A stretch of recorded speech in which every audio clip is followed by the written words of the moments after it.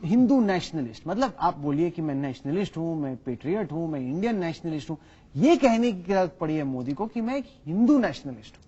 देखिए, पहले आप सवाल देखिए क्या पूछा गया कि आप हिंदू नेशनलिस्ट हैं। तो उन्होंने कहा कि यदि आपका कहने का अर्थ है कि मैं हिंदू हूं और नेशनलिस्ट हूं, हाँ मैं हिंदू नेशनलिस्ट हूं, ठीक है।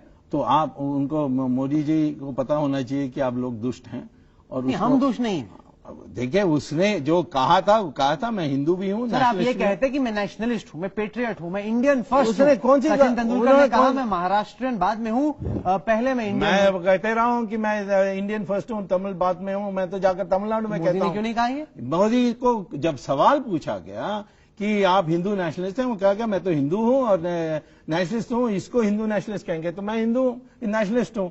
अब उसमें इसके मतलब नहीं है कि सिर्फ हिंदू नेशनलिस्ट हो सकता है। हम लोग तो कहते हैं कि जो मुसलमान मान लेगा कि उसका पूर्वज हिंदू है वो भी नेशनलिस्ट है।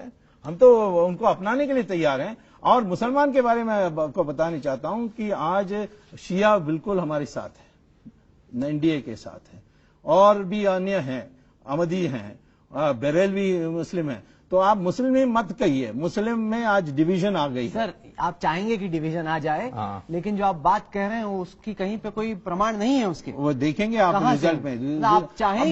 मैं कहता हूं कहां प्रमाण देख सकते हैं। गुजरात में लोकल बॉडीज इलेक्शन में देखें, क्या है, विकल्प क्या है? अगर नहीं जिताया तो वहां पे सड़क कैसे बनेगी, बिजली? वही होने वाला है। में वोट पड़े और उत्तर प्रदेश में पड़े, बिहार में पड़े, बहुत फर्क है सुब्रमण्यम स्वामी जी। मैं कह रहा हूं वही होने वाला है कि विकल्प बीज एनडीए का कोई नहीं होने वाला है। ऐसी हवा बनेगी इस इलेक्शन में।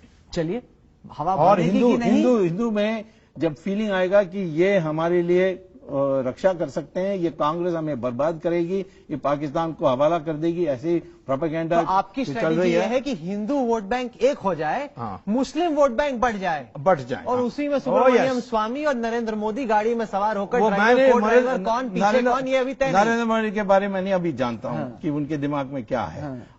इस सवाल पर मेरी यह ओपिनियन है, हिंदू को इकट्ठा करो, मुसलमान को डिवाइड करो। चलिए, ये राजनीति ऐसे नहीं होनी चाहिए। ऐसे नहीं होनी चाहिए, नहीं चाहिए। मैं तो किसी को धर्म के नाम पर जब राजनीति नहीं, मुसलमान देश में वो बड़ी खतरनाक बात है। शिया के साथ क्या अन्याय हो रहा है जो पाकिस्तान में इतनी रणनीति है, जिसको आप इतने खुले तौर पे मान रहे हैं, वो रणनीति बहुत खतरनाक है इस देश के लिए। खतरनाक आपको समझना होगा। हम 80% हैं हिंदू, तो इसीलिए खतरनाक कैसे कह सकते हैं? चलिए, कम से कम मुसलमान में 14% में 7% हमारे साथ आ जाए, खतरनाक कैसे हो गया? चलिए, कम से कम आपकी जो भी बात है वो पर्दे के पीछे नहीं, आप खुले कैमरे पे बोल रहे हैं। हाँ, बिल्कुल। जनता को सुब्रमण्यम स्वामी के वचन पसंद है या नहीं, देखा जाएगा। चलिए, आप तो लगता है कुश्ती के लिए इस दंगल में तैयार हो। सुब्रमण्यम स्वामी, सीधी बात के लिए वक्त निकालने के लिए आपका बहुत बहुत शुक्रिया। तो ये थी